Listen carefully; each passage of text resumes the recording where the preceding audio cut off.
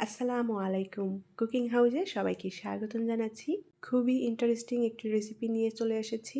আর সেটা হচ্ছে chicken fit বা মুরগির পা ভুনা। মুরগির এই পা ভুনাটা খেতে খুবই টেস্টি হয়। অনেকেই এই মুরগির পা খেতে পছন্দ করেন, আবার অনেকেই পছন্দ করেন না। তো যারা মুরগির পা খেতে পছন্দ করেন তাদের কাছে ভীষণই ভালো লাগবে আজকের এই রেসিপি। মুরগির পা এমনিতেই খেতে ভালো লাগে, তবে এভাবে একসাথে অনেকগুলো কখনো রান্না করিনি, আজকেই প্রথম। আমি আজকে কিভাবে এই মুরগির পাটা রান্না করব সেইটাই আপনাদের সাথে শেয়ার করেছি। আশা করছি আপনাদের ভালো লাগবে। রান্নার জন্য আমি এখানে 20 পিস মুরগির পা নিয়ে নিয়েছি।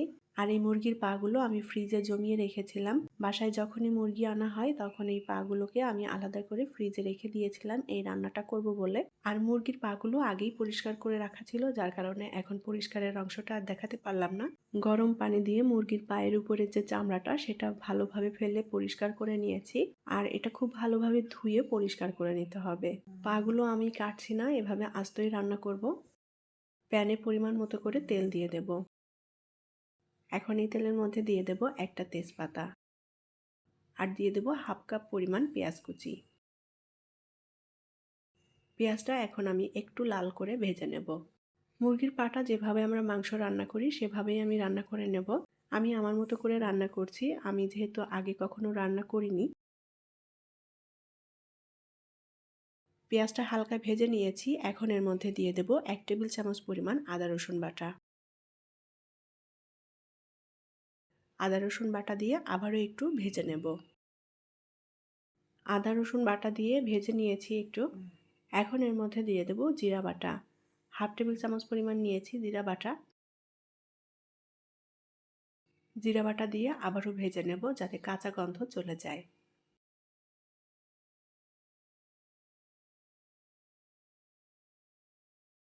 মশলাটা ভেজে নিয়েছি, এখন পানি দিয়ে দেব যাতে পুড়ে না যায়। লবণ দিয়ে দেব স্বাদ মতো। শুকনো মরিচের গুঁড়া দিয়ে দেব 1 চা চামচ পরিমাণ। ধনিয়ার গুঁড়া দিয়ে দেব প্রায় 1 চা চামচের মতো। হাফ চা চামচ দিয়ে দেব হলুদ গুঁড়া। গরম মশলার গুঁড়া দিয়ে দেব হাফ চা চামচের মতো। মশলাটা এখন সুন্দর করে নেড়েচেড়ে কষিয়ে নেব। অল্প আঁচে আমি মশলাটা ভালোভাবে কষিয়ে নিয়েছি। এখন এই মশলার মধ্যে আমি মুরগির পাগুলো দিয়ে দেব। এবার সুন্দর করে নেড়েচেড়ে মুরগির পাগুলোকে কষিয়ে নিতে হবে মশলার সাথে। ঢাকনা দিয়ে ঢেকে দেব। 5-6 মিনিট ঢাকনা দিয়ে ঢেকে দিয়েছিলাম। ঢাকনা দিয়ে ঢেকে দিলে মুরগির পাগুলো খুব সুন্দর মতো সেদ্ধ হয়ে যাবে তাড়াতাড়ি। উল্টাপাল্টা করে নেড়ে দেব। মশলার সাথে খুব সুন্দর করে কষিয়ে নিতে হবে মুরগির পা। আবারও ঢাকনা দিয়ে ঢেকে দেব। আর এভাবে ঢাকনা দিয়ে ঢেকে দিলে তাড়াতাড়ি রান্নাটা হয়ে যাবে। আরও 3-4 মিনিট ঢাকনা দিয়ে ঢেকে দিয়েছিলাম। এবার সুন্দর করে মশলার সাথে পাগুলোকে কষিয়ে নেব। মশলার সাথে মুরগির পাগুলো আমি কষিয়ে নিয়েছি।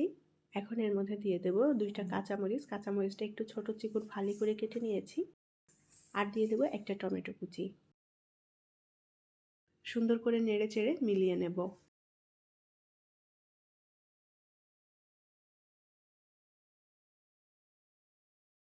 টমেটো দিয়ে আমি আরও 2 মিনিটের মতো কষিয়ে নিয়েছি। এখন এর মধ্যে পানি দিয়ে দেব। আমি এখানে কোনো ঝোল রাখবো না, একদম শুকনো মাখো মাখো করে রান্না করব।